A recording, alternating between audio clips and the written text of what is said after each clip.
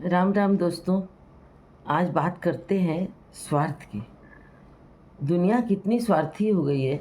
और कभी कभी तो ये लगता है कि जिसके पास जितना पैसा है वो उतना ही उसको कमाने में लगा रहता है, और ये भी भूल जाता है कि जो काम हम कर रहे हैं उसका हमारे समाज पर क्या असर पड़ेगा।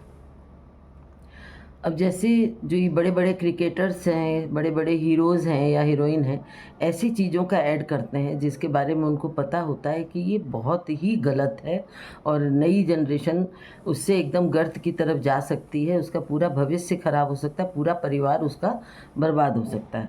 लेकिन वो सिर्फ़ अपने लाभ के लालच में उस चीज़ों का ऐड करते हैं, चाहे वो नशे की चीज़ें हों, गुटखा हो, ड्रिंक के आइटम हों, उन सब पर वो ऐड करते हैं। और जो आजकल ये गेम चल गया है, लूडो से कमाओ और पता नहीं कौन-कौन से गेम हैं, उनसे कमाओ, सट्टा लगाओ, ये सब।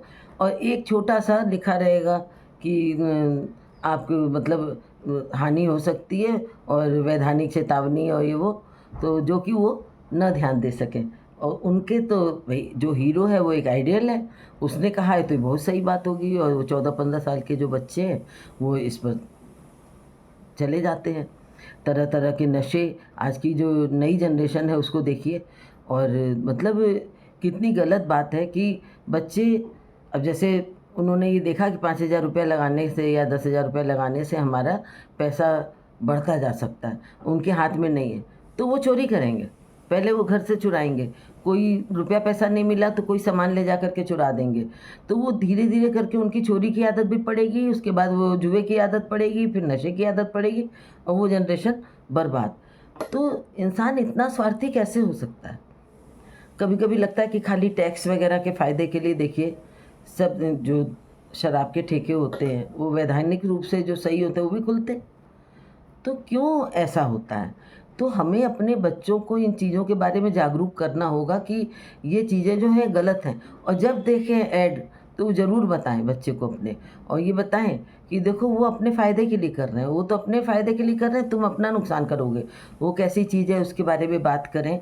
और कुछ चीज़ें ऐसी होती हैं वो हमको भी बच्चे करते देखते हैं कि हमारे पिताजी की आदतें कैसी हैं या हमारी माँ की आदत कैसी है।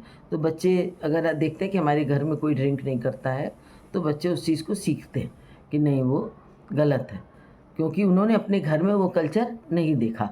और बात करना चाह रहे हैं, कुछ ऐसी चीज़ें होती जो हमको बहुत ख़राब लगती हैं। हम लोग हमेशा कहेंगे कि जो इतना फालतू का खर्च होता है शादी-ब्याह पे या एक्सपोज़र पे, या मतलब हर साल नए-नए ये चीज़ें, या फर्नीचर बदल दिया, पड़ोसी के यहाँ ये चीज़ आई तो हमने भी खरीद ली।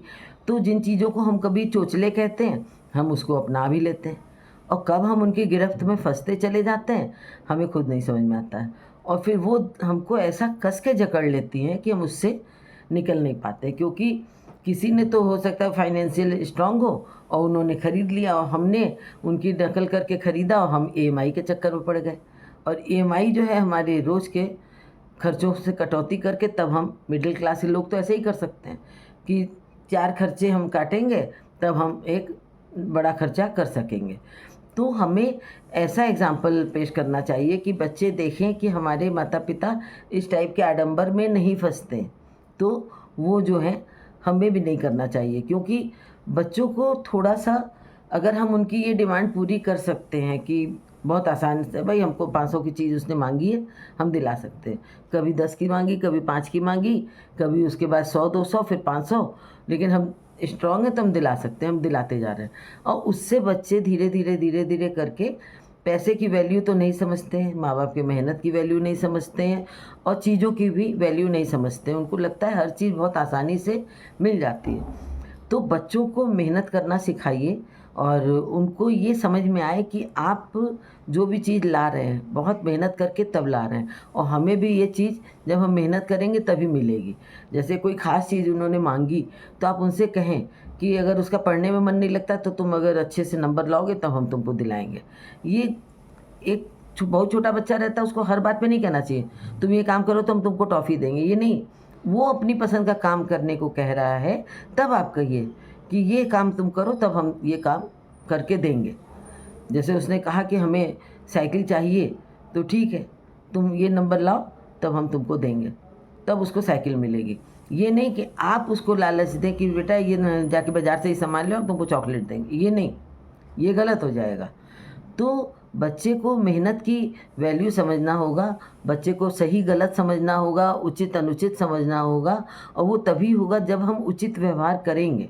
बच्चा देखेगा मेरे माता पिता एक्सरसाइज करते हैं, मेरे माता पिता मॉर्निंग वॉक पर जाते हैं या योगा कर रहे हैं, वो अपने शारीरिक स्वास्थ्य के लिए बहुत ज़्यादा जागरूक हैं, और सूर्य नमस्कार भी हम ये नहीं है कि हम करते हो, हमको बोलने में भी इसीलिए लग रहा है, लेकिन उसकी वैल्यू समझते हैं। देर से समझे इसलिए समझाना चाहते हैं कि हमने नहीं योगा किया, हमें सूर्य नमस्कार नहीं आता, हमने एक्सरसाइज भी ज़्यादा नहीं की, लेकिन हम अपने फिज़िकल कंडीशन से जानते हैं कि अगर हम शुरू से कर रहे होते तो हो सकता है हमें नी ट्रांसप्लांट न कराना पड़ता। तो जब कोई बड़ा अपने अनुभव से समझता है कि हमने ये गलती की, तो उसको अपने बच्चों को बताना चाहिए कि ये हमने बेटा गलती की थी, उसका हम ये नुकसान उठा रहे हैं, तो तुम ये काम मत करना। तो बच्चों को शारीरिक स्वास्थ्य, मानसिक स्वास्थ्य, ये सारी चीज़ें बताइए कि वो कैसे अच्छा व्यवहार करें, जिससे कि उनकी ज़िंदगी आंतरिक और बाहरी दोनों रूप से अच्छी रहे, और वो फालतू के आडंबर में न फंसें। जितनी हमारी कमाई है उसके हिसाब से हम चलें, सेविंग करें, मेडिकल इमरजेंसी सबके लिए अलग रखें, क्योंकि इच्छाओं की पूर्ति कभी नहीं कर सकता कोई, एक इच्छा ख़त्म होती है दूसरी पैदा होती है। तो हम व्यवहार वो करें जिससे कि हमारे बच्चे सीखें। तो हमें ध्यान देना होगा कि हम अपने लिए नहीं जी रहे हैं, अब हम अपने बच्चों के एग्ज़ाम्पल बनने के लिए हम जो भी रूटीन का काम कर रहे हैं या जो भी हमारा टारगेट है, हमारा टारगेट ये है कि हमारे बच्चे अच्छे इंसान बने, तो हम वो व्यवहार करें जो हमारे बच्चों के लिए अच्छा है।